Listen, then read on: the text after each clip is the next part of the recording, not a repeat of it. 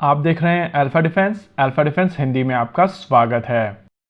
आज के इस वीडियो में हम लोग बात करने वाले हैं भारतीय वायुसेना के लिए खरीदे जाने वाले 65th जनरेशन एयरक्राफ्ट को लेकर। अब ये चीज मोर और लेस क्लियर हो गई है कि भारतीय वायुसेना की तरफ से 2 या 3 स्क्वाड्रंस में 5th जनरेशन फाइटर जेट्स को अपने बेड़े में शामिल किया जाएगा और इसको लेकर भारतीय वायुसेना की तरफ से प्रोसेस शुरू कर दिया गया। देखिए, भारत में किसी भी डिफेंस प्रोक्योरमेंट की शुरुआत होती है एक्सेप्टेंस ऑफ नेसेसिटी से। फिलहाल ये एक्सेप्टेंस ऑफ नेसेसिटी नहीं आया है, लेकिन डिफेंस सेक्रेटरी की तरफ से ये रिकमेंडेशन गई है और इस वजह से इस रिकमेंडेशन में वजन है। Defence secretary R K. सिंह के अंडर एक एम्पावर्ड कमेटी बनाई गई है और इस एम्पावर्ड कमेटी की तरफ से ये रिकमेंडेशन भारत सरकार को दी गई है। इससे पहले भारतीय वायुसेना की तरफ से कहा गया था कि वो 5th जनरेशन एयरक्राफ्ट बाहर से एक्वायर नहीं करेंगे, बल्कि अपने इंडिजिनस प्लेटफॉर्म को डेवलप करेंगे। साल 2018 तक भारत FGFA प्रोग्राम का हिस्सा था और कोशिश की जा रही थी कि भारत और रशिया मिलकर इस एयरक्राफ्ट को को डेवलप करेंगे। लेकिन साल 2018 में भारतीय वायुसेना ने रियलाइज किया था कि जो FGFA बनाया जा रहा है वो उनकी रिक्वायरमेंट पूर्ण नहीं करता है और इसी वजह से भारतीय वायुसेना उस प्रोग्राम से बाहर आ गई थी। Su-57 की अगर बात की जाए तो ये एयरक्राफ्ट आज भी उसी लेवल पर है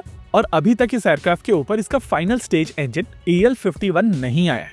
वहीं अगर F-35 की बात की जाए तो इनिशियली यूएस की तरफ से कहा गया था कि भारत S-400 को ऑपरेट करता है और जो देश S-400 को ऑपरेट करेगा उनको वो F-35 नहीं बेचेंगे। हालांकि कुछ समय पहले डोनाल्ड ट्रंप की तरफ से ये साफ कर दिया गया था कि वो भारत को F-35 बेचना चाहते हैं, लेकिन वहां पर एक कैच था इवेंचुअली वाला। भारत के पास में अवेलेबल ऑप्शंस की अगर बात की जाए तो Su-57 और F-35 ही 2 ऐसे ऑप्शंस हैं जो भारत एक्सप्लोर कर सकता है और Su-57 को लेकर हम लोगों को ये एक्सप्लेन करने की आवश्यकता नहीं है कि ये एयरक्राफ्ट वही एयरक्राफ्ट है जिस प्रोग्राम से भारतीय वायुसेना पहले बाहर निकल आई थी और इस एयरक्राफ्ट में तब से अब तक कोई बहुत ज्यादा सिग्निफिकेंट चेंज नहीं हुआ है।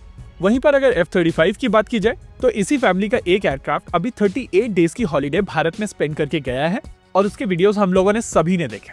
प्रैक्टिकली इस एयरक्राफ्ट के ऊपर मेंटेनेंस करने के लिए OEM को खुद आना पड़ा था और ये इंडिकेट करता है कि इसकी अवेलेबिलिटी किस तरीके की होगी। ओवरऑल अगर भारतीय वायुसेना का यहाँ पर रैशनल ये है कि एनिमी के पास में 5th जनरेशन एयरक्राफ्ट है और भारत को 5th जनरेशन एयरक्राफ्ट की आवश्यकता है, तो क्या ये 30 से 40 एयरक्राफ्ट डिफरेंस क्रिएट करेंगे, स्पेसिफिकली तब जब आपको 2 फ्रंट के ऊपर वॉर लड़नी है। इसके अलावा अगर आप Su-57 की बात करेंगे तो अभी तक इसका AL-51 इंजन प्रोडक्शन में नहीं गया है और उस हिसाब से ये ट्रूली 5th जनरेशन एयरक्राफ्ट अभी तो नहीं है। वहीं अगर F-35 की बात की जाए तो ये एक नेटवर्क एयरक्राफ्ट है और पहले इस एयरक्राफ्ट को भारतीय वायुसेना के सभी सिस्टम्स के साथ में इंटीग्रेट करना पड़ेगा, जिसमें से कई सारे सिस्टम रशियन ओरिजिन के हैं और इन एयरक्राफ्ट के साथ में आपको पूरे अमेरिकन वेपन सिस्टम्स को एक्वायर करना पड़ेगा, क्योंकि एग्जिस्टिंग इंडियन और रशियन ओरिजिन के वेपन सिस्टम्स इस एयरक्राफ्ट के ऊपर इंटीग्रेट नहीं किए जा सकेंगे। ओवरऑल अभी इस प्रोसेस में समय लगेगा और एक्चुअल में इस प्रोसेस को कंप्लीट करने में कितना समय लगेगा उसको लेकर कोई क्लैरिटी नहीं। इसके अलावा 40 से 60 एयरक्राफ्ट अगर भारतीय वायुसेना एक्वायर करती भी है तो उसका इम्पैक्ट बहुत ज्यादा नहीं होने वाला है और इन एयरक्राफ्ट के साथ में बहुत सारी ऐसी कॉम्प्लिकेशंस आने वाली हैं जिनको सॉल्व करने में भारतीय वायुसेना को बहुत ज्यादा परेशानियां होंगी। हालांकि ये बात भी सही है कि भारतीय वायुसेना की तरफ से इसको लेकर ड्यू डिलिजेंस की गई होगी और इसी वजह से ये देखना काफी इंटरेस्टिंग होगा कि इवेंचुअली भारतीय वायुसेना इन दोनों में से कौन सा प्लेटफॉर्म चूज करती है और क्या ये इनिशिएटिव आगे एक्चुअली बढ़ता है।